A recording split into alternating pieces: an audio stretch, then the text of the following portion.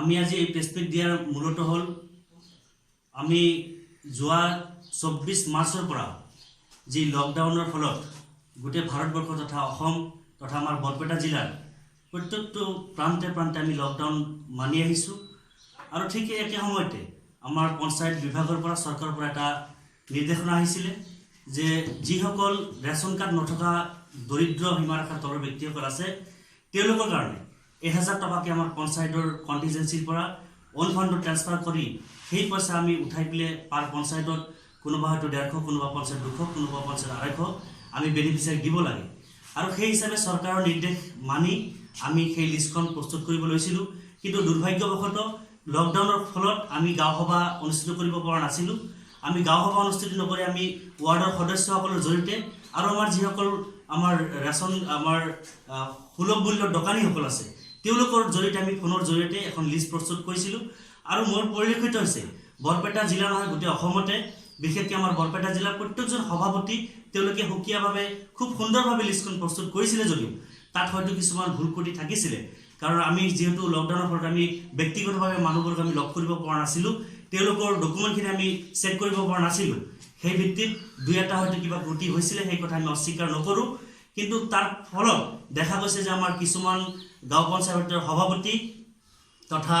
ৱাৰ্ডৰ সদস্য বা আমাৰ সচিবসকলক আমাৰ পুলিচ প্ৰশাসনে হয়তো কাৰোবাৰ এটা কেছৰ জৰিয়তে কেছ দিয়াৰ কাৰণে পুলিচ প্ৰশাসনে তেওঁলোকক উঠাই আনি জেল হাজতলৈ প্ৰেৰণ কৰিছে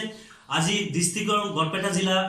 পঞ্চায়ত সভাপতি সন্থাৰ সভাপতি হিচাপে মই আপোনালোকৰ জৰিয়তে চৰকাৰক অনুৰোধ জনাইছোঁ যে এনেকুৱা ধৰণৰ যি এটা চলি আছে যে কিবা এটা এজনে কেছ কৰিলে বুলি কোনো আমাৰ যিটো পঞ্চায়তৰ যিটো বিভাগীয়ভাৱে কোনো তদন্ত নোহোৱাকৈ ডাইৰেক্টলি যি আমাৰ পুলিচ প্ৰশাসনে যি ধৰণে গ্ৰেপ্তাৰ কৰি আছে এই বস্তুটো তেওঁলোকে স্তব্ধ কৰিব লাগে আৰু এই বস্তুটো চৰকাৰে গুৰুত্ব দিব লাগে কাৰণ আমি এই সময়ত যিসকল পঞ্চায়ত প্ৰতিনিধিসকল আছোঁ বা আমাৰ প্ৰত্যেকজন সজাগ ব্যক্তি যিসকল আছে ৰাজনৈতিক অৰাজনৈতিক সামাজিক ব্যক্তি যিসকল আছে আমাৰ সাংবাদিক বন্ধুসকল আছে প্ৰত্যেকজন ব্যক্তিয়ে আমি আমাৰ প্ৰত্যেকজন নিজৰ নিজৰ এৰিয়া নিজৰ নিজৰ এলেকাৰ আমি যি লকডাউনৰ যি ধৰণে মানিব লাগে আমি গৰীব দুখীয়াক যি ধৰণে সহায় কৰিবলৈ প্ৰত্যেকজন ব্যক্তি আমি কৰি আছোঁ কিন্তু যাৰ ফলত আমি কৰি থকাৰ পিছতো আমি ব্যক্তিগতভাৱে সভাপতিসকলে আমি যথেষ্ট পৰিমাণে আমি আমাৰ গৰীব দুখীয়াসকলক আমি সহায় কৰি আছোঁ কিন্তু যিহেতু আমাৰ 200কে বা 250কে বা 150কে দিব দিছে এই 200 250 বা 150 যিহেতু পৰ্যাপ্ত পৰিমাণে নহয় আমাৰ অঞ্চলবোৰ যি গাঁও অঞ্চলবোৰ দুখীয়া অঞ্চল সকলোৱে জানে আৰু আমাৰ প্ৰত্যেকখন অঞ্চলত প্ৰত্যেকখন পঞ্চায়তত অতি কমেও 2ৰ পৰা 3000কে লোক আমাৰ ৰেচন কাৰ্ড নথকা আছে আৰু তেওঁলোকক আমি এই 200 দি পেলাই আমি সান্তনা লবি দিব পৰা নাই আৰু সেই কাৰণে যিসকল বঞ্চিত হৈছে তেওঁলোকে বিভিন্ন ধৰণৰ তেওঁলোকে শ্লোগান দি আছে আৰু তেওঁলোকৰ ফালৰ পৰা হয়তো দুই এজনে আমাৰ ৰাজনৈতিক শত্ৰুৱে হওক বা বিভিন্ন কাৰণবশতে হওক তেওঁলোকৰ মাজৰ পৰা হয়তো কোনোবা এফআইআৰ দাখিল কৰি আছে আৰু সেই এফআইআৰৰ ফলতে কোনো চালি জাৰি নাচাই কোনো ধৰণৰ তদন্ত নোহোৱাকৈ কোনো ধৰণৰ বিভাগীয় তদন্ত নোহোৱাকৈ আমাৰ ডাইৰেক্ট যি পুলিচ প্ৰশাসনে যি আমাৰ হাৰাশাস্তিৰ সন্মুখীন হৈছোঁ এই ক্ষেত্ৰত যাতে চৰকাৰে এক আগভাগ লয় এই ক্ষেত্ৰত যাতে চৰকাৰে এটা সুদৃষ্টি ৰাখে সেই কথা মই আপোনালোকৰ জৰিয়তে অনুৰোধ জনাইছোঁ যোৱা 3 তাৰিখে 4 তাৰিখ নহয় যোৱা ঠিক 3 তাৰিখে আমাক চৰকাৰীভাৱে এখন অৰ্ডাৰ এখন দিয়া হৈছিলে তাত পঞ্চায়ত প্ৰেচিডেণ্টসকলক কোনো ধৰণৰ অৰ্ডাৰ দিয়া হোৱা নাছিলে তাত সচিবসকলক এখন অৰ্ডাৰ দিয়া হৈছিলে যে আপোনালোকৰ 14 ফাইনেন্সৰ কণ্টিজেন্সি ফাণ্ডৰ পৰা 2 লাখ টকা আপোনালোকে অন ফাণ্ডলৈকে ট্ৰান্সফাৰ কৰি সেই 2 লাখ টকা আপোনালোকে 200 বেনিফিচিয়াৰী দিয়ক কিন্তু হয়তো আপোনালোকে সংবাদ মাধ্যমৰ জৰিয়তে মই গোটেই অসমবাসীক চৰকাৰ জনাইছোঁ যে বৰ্তমান আমাৰ যি 14 ফাইনেন্সৰ পইচা সেই পইচা আমি ডাইৰেক্ট কেছ উঠাব নোৱাৰোঁ সেইটো ডংগলৰ জৰিয়তে ট্ৰান্সফাৰ হয় আৰু সেইটো অনলাইন ট্ৰান্সফাৰ আৰু সেই অনলাইন ট্ৰান্সফাৰ কৰিব যাওঁতে অতি কমেও 2 দিন বা 3 দিন সময় লাগে মিনিমাম যেহেতু আমাক 3 তাৰিখে অৰ্ডাৰ দিলে আমাৰ 4 তাৰিখে যেতিয়া আমাৰ জিপিচিসকলে ট্ৰান্সফাৰ কৰিছিলে সেই ট্ৰান্সফাৰ কৰোঁতে হয়তো মিনিমাম কাৰোবাৰ 6 তাৰিখ কাৰোবাৰ 7 তাৰিখ আৰু বৰ্তমান আজি 12 তাৰিখ এতিয়ালৈকে হয়তো বৰপেটা জিলাৰ বহুখন পঞ্চায়ত আছে তেওঁলোকৰ ফাণ্ড এতিয়ালৈকে ট্ৰান্সফাৰ হোৱা নাই বা বিভিন্নজনে পইচা এতিয়ালৈকে উঠাব পৰা নাই সেই ক্ষেত্ৰত আমাৰ যদিও চৰকাৰে 5 তাৰিখ আমাৰ বান্ধি দিছিলে আমি সেই চৰকাৰী পইচা নুঠাই পেলাই আমি ব্যক্তিগতভাৱে সভাপতিসকলে কৰবাৰ পৰা ধাৰ ঋণ সুদ কৰি পেলাই আমি ৰাইজক আমি দিবলৈ চেষ্টা কৰিছোঁ তাৰ মাজত হয়তো কোনোবা সভাপতি বা কোনোবা পঞ্চায়তত হয়তো পইচাৰ অভাৱত আৰু ফাণ্ড ট্ৰান্সফাৰ নোহোৱাৰ কাৰণবশতঃ হয়তো বৰ্তমান হয়তো 2-4জন থাকিব পাৰে দ্বিতীয় কথা আমি এইবোৰ আমি ব্যক্তিগতভাৱে আমি নিজৰ ফালৰ পৰা পইচা দি কাম কৰি থকাৰ অৱস্থা যেতিয়া আমি বিভিন্নজনে আমি সংবাদ মাধ্যমৰ জৰিয়তে আপোনালোকৰ জৰিয়তে যে আমি জানিবলৈ পালোঁ যে আমাৰ বিৰুদ্ধে কেছ হৈ আছে সেই সময়ত হয়তো বৰপেটা জিলাকে ধৰি নহয় গোটেই অসমৰ সভাপতি সভানেত্ৰীসকলে আতংকিত হৈছে। আনকি আমি নিজেও আতংকিত হৈছোঁ যে আমি যিহেতু গাঁও সভাৰ জৰিয়তে যিটো আমি লিষ্ট কৰিব পৰা নাই, সেই ক্ষেত্ৰত হয়তো আমাৰো কিবা ভুল ত্ৰুটি থাকিব পাৰে, হয়তো কাইলৈ আমিও কিবা কাৰণত জেলত যাব লগা হ'ব পাৰে। সেই ক্ষেত্ৰতো মই যিটো আপুনি প্ৰশ্ন কৰাৰ ধৰণে মই অনুভৱ কৰোঁ যে সেই ক্ষেত্ৰতো হয়তো কিজানি আমাৰ কিছুমান পঞ্চায়ত এতিয়ালৈকে কমপ্লিট হ'ব পৰা নাই। যি লিষ্ট প্ৰস্তুত কৰা হৈছিলে সেই লিষ্টবোৰ ৰাজহুৱা কৰাৰ কোনো আমাৰ অৰ্ডাৰ এতিয়ালৈকে আমি পোৱা নাই। আৰু যেতিয়া ৰাজহুৱা কৰিম, যেতিয়া ৰাইজ থাকিব, যেতিয়া মানুহ থাকিব, তেতিয়াহে ৰাজহুৱাৰ প্ৰশ্ন আহে। এতিয়া লকডাউন হৈ আছে, লকডাউন হৈ থকাৰ সময়ত গোটেই মানুহ ঘৰৰ ভিতৰত সোমাই আছে, আবদ্ধ হৈ আছে। এই সময়ত আমি ৰাজহুৱা কৰিবলৈ কোন স্তৰত ৰাজহুৱা কৰিম? আমি পঞ্চায়ত কাৰ্যালয়ত কৰিম, পঞ্চায়ত কাৰ্যালয় বন্ধ। আমি ব্লকত কৰিম, আমাৰ ব্লকৰ কাৰ্যালয় বন্ধ। সেইবাবে হয়তো এই লিষ্টবোৰ আমাৰ লকডাউন যেতিয়া শেষ হ'ব তাৰ পৰৱৰ্তী সময়ত আমি এইবোৰ ৰাজহুৱা কৰি দিম। চৰকাৰ তথা অসম চৰকাৰে যি গোটেই ভাৰতবৰ্ষৰ লগত অসমত লকডাউন আৰম্ভ কৰিছে, ইয়াত আমি জনপ্ৰতিনিধি হিচাপে পঞ্চায়তৰ সভাপতিসকলে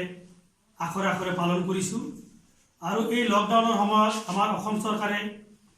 NFS কাৰ্ড, ৰেচন কাৰ্ড নথকা পৰিয়ালক 1000কৈ এককালীন আৰ্থিক সাহায্য দিয়াৰ কাৰণে যি ঘোষণা কৰিছিল, আমাৰ পঞ্চায়ত প্ৰতিনিধিসকলে, পঞ্চায়তৰ সভাপতি আৰু সচিবে যিটো কোন ফাণ্ডৰ টকা, কোন ফাণ্ডৰ পৰা উঠাই আমাৰ সেই টকাখিনি আমাৰ গৰীব দুখীয়া মানুহৰ মাজত বিতৰণ কৰাত চৰকাৰৰ এই আঁচনিক ধন্যবাদো জনাইছে আৰু বিতৰণ কৰিছে। গতিকে এই ক্ষেত্ৰত কিছুমান পঞ্চায়তত দেখিবলৈ পোৱা গৈছে যে আমাৰ জনপ্ৰতিনিধিসকলক পুলিচে এৰেষ্ট কৰিছে। কিন্তু আপোনালোকে জানে যে পঞ্চায়তৰ যিকোনো কাম গাঁও সভা নোহোৱাকৈ কৰিলে সেই তালিকা কেতিয়াও শুদ্ধ নহয়। আৰু আমাৰ প্ৰত্যেকখন অসম তথা গোটেই বৰপেটা জিলাৰ কোনো এখন এনেকুৱা পঞ্চায়ত নাই যে য'ত নেকি 1500 পৰা 200 এনেকুৱা হিতাধিকাৰী নাই। তাৰ মাজত আমাক চৰকাৰে বান্ধি দিছে মাত্ৰ 200জন হিতাধিকাৰী বাছনি কৰাৰ কাৰণে। কিন্তু এই ক্ষেত্ৰত আমাৰ গাঁও সভা লকডাউনৰ কাৰণে আমি গাঁও সভা কৰিব নোৱাৰোঁ। ইফালে গাঁও সভা কৰিলে লকডাউন ভংগ হয়, লকডাউন মানিলে আমি গাঁও সভা কৰিব নোৱাৰোঁ। গতিকে আমি পঞ্চায়তৰ খণ্ডৰ সদস্যসকলৰ জৰিয়তে টেলিফোনিক আলোচনা কৰিহে আমি অতি ততাতয়াকৈ আমি এখন তালিকা প্ৰস্তুত কৰিছোঁ। আৰু এই তালিকাত ত্ৰুটিপূৰ্ণ হোৱা স্বাভাৱিক, কাৰণ গাঁও সভা অবিহনে কোনো হিতাধিকাৰী বাছনি কৰাই সম্ভৱ নহয় আৰু আমাক 24 ঘণ্টা সময়ো নিদিয়ে। গতিকে আমাৰ যিবিলাক পঞ্চায়ত সভাপতিসকলক পুলিচ প্ৰশাসনে এৰেষ্ট কৰিছে, মই অনতিপলমে তেখেতসকলক মোকলাই দিয়াৰ কাৰণে অনুৰোধ জনাইছোঁ। আৰু আমাৰ যি পঞ্চায়ত প্ৰতিনিধিসকলে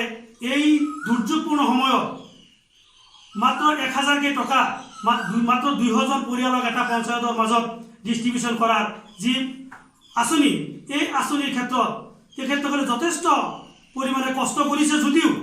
য'ত 2000 মানুহক দিব লাগে তাত যদি 200 মানুহক দিব লাগে, সেই লিষ্ট কেতিয়াও শুদ্ধ বুলি বিবেচিত নহ'ব। গতিকে মই এই চেগত অসম চৰকাৰে আমাৰ কৰোণা ভাইৰাছৰ কাৰণে যি পদক্ষেপ লৈছে, আমাৰ অসম চৰকাৰক ধন্যবাদ জনাইছোঁ। আমি ইয়াত পূৰ্ণ সহযোগিতাও কৰিছোঁ। আৰু তাৰ লগতে যি দৰিদ্ৰ মানুহক যি 1000 টকা, NFS ৰেচন কাৰ্ড নথকা মানুহক যি 1000 টকা দিব বিচাৰিছিলে, মই ভাবোঁ এইটো পঞ্চায়ত হিচাপে কোনো টাৰ্গেট নহয়। যিমান ব্যক্তিয়ে পাব লগা আছে সেই হিতাধিকাৰীসকলক শুদ্ধভাৱে বাছনি কৰি এটা এটাকৈ বাছনি কৰি সমবায় সমিতিত ৰেচন কাৰ্ড আছে, সেই ৰেচন কাৰ্ডৰ মাধ্যমেদি বাছনি কৰি যদি হিতাধিকাৰী বাছনি কৰা হয়, যিজনে পাব লগা আছে 100 কক, 500 কক, 15 বছৰ 2000 কক, 3000 কক এনেকৈ যদি দিয়ে, মই ভাবোঁ তেতিয়াহে এই লিষ্টটো শুদ্ধ হ'ব আৰু ৰাইজে মানি ল'ব। আমাৰ টিভিৰ চেনেলবিলাকক পাই থাকে যে NFS কাৰ্ড নথকা সকলো ব্যক্তিয়ে আমাৰ 1000কৈ টকা পাব। যেতিয়া এখন পঞ্চায়তত মাত্ৰ 200জন মানুহক আমি দিব পাৰোঁ, বাকী মানুহখিনিয়ে কাৰ্ড নথকা মানুহখিনি কয় আমি বঞ্চিত হ'লোঁ। আৰু এই বঞ্চিত হোৱাটো একদম 100% সত্য কথা। গোটেই অসমৰ লগতে মই বিশেষকৈ জনতা পঞ্চায়তৰ সভাপতি, জনতা পঞ্চায়ততো মই 1500 পৰা 200 হিতাধিকাৰী এনেকুৱা NFS কাৰ্ড নথকা মানুহ আছে।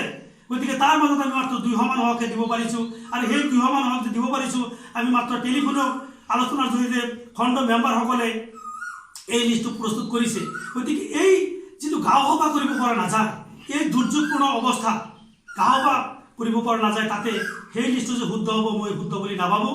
গতিকে তাতেও ত্ৰুটি থাকিব পাৰে। কিন্তু এই ত্ৰুটি থাকিলেই যে পুলিচ প্ৰশাসনে উঠাই লৈ যায়, জনপ্ৰতিনিধিসকলক যে এৰেষ্ট কৰি জেল হাজতলৈ দিব, এই কথাটোক আমি দুখ প্ৰকাশ কৰিছোঁ। আমি এই বিষয়ত মাননীয় জিলা উপায়ুক্ত মহোদয়ক আমি 2 দফা আলোচনা কৰিম। আমাৰ বৰপেটা জিলাৰ সকলো প্ৰায় সভাপতিসকলে আজিও প্ৰায় 20-25 জন সভাপতিয়ে জিলা মাননীয় উপায়ুক্ত ডাঙৰীয়াক আমি দৰখাস্ত দিছোঁ। বৰপেটা জিলাৰ সভাপতিসকলৰ যি এছ'চিয়েশ্যন আছে তাৰে পৰাও আমাৰ এই বৰপেটা জিলা সভাপতিসকলৰ এছ'চিয়েশ্যনেও এখন স্মাৰক পত্ৰ মাননীয় উপায়ুক্ত মহোদয়ক প্ৰেৰণ কৰিছে। আমি SP ছাৰৰ লগত আলোচনা কৰিছোঁ, SP ছাৰক আমি কপি দিম, আমি চক্ৰ বিষয়া খণ্ড উন্নয়ন বিষয়াসকলক আমি কপি দিম। গতিকে এই যে হিতাধিকাৰী বাছনিৰ নামত যিটো আমাৰ নিউজে পত্ৰে যে কয় যে 1000 টকীয়া কেলেংকাৰী, মই দাঁতিকে ক'ব পাৰোঁ যে কোনো পঞ্চায়ত প্ৰতিনিধিয়ে এই দুৰ্যোগৰ সময়ত 1000 টকা কোনো দৰিদ্ৰ মানুহৰ মাৰি নাখায়, বৰঞ্চ প্ৰত্যেকজন সভাপতিয়ে যি 200 মানুহক দিব দিছে সেই 200 মানুহ দিয়াৰ উপৰিঞ্চিও কমপক্ষে প্ৰতিজন পঞ্চায়ত সভাপতিয়ে যাৰ আত্মা আছে, যাৰ দিল আছে, যাৰ মানৱতা আছে, প্ৰত্যেকজন সভাপতিয়ে কমপক্ষেও আৰু 20-30-40 হাজাৰকৈ টকা আৰ্থিকভাৱে গৰীব মানুহক বিতৰণ কৰিছে। কাৰণ মানুহে এতিয়া ঘৰত খাদ্য বস্তু থকা অৱস্থাতো লগতে থাকিব লগা হৈছে, ঘৰত চাউল এমুঠি নাই, মেলত যায় ধান মঙাব নোৱাৰে, এনেকুৱা অৱস্থা হৈছে। গতিকে মানুহ আতংকিত হৈছে, প্লাছ খাদ্য সংকটত পৰিছে। গতিকে মই অসম চৰকাৰক এই আপোনালোকৰ চেনেলৰ মাধ্যমেদি আপোনালোকে সংবাদ মাধ্যমে এই ক্ষেত্ৰত কৰোণা ভাইৰাছৰ ক্ষেত্ৰত যথেষ্ট কষ্ট কৰি আছে, আপোনালোকৰ সংবাদ মাধ্যমক এই ক্ষেত্ৰত মই যথেষ্ট ধন্যবাদ জ্ঞাপন কৰিছোঁ। আৰু তাৰ লগতে আপোনালোকৰ চেনেলৰ জৰিয়তে মই অসম চৰকাৰক অনুৰোধ জনাব বিচাৰোঁ যাতে আমাৰ প্ৰত্যেকখন পঞ্চায়তত হিতাধিকাৰীৰ কোনো টাৰ্গেট নহয়, যিবিলাক মানুহৰ NFS ৰেচন কাৰ্ড নাই প্ৰত্যেককে দিয়াৰ কাৰণে মই এই অসম চৰকাৰক মই অনুৰোধ জনাইছোঁ। ধন্যবাদ।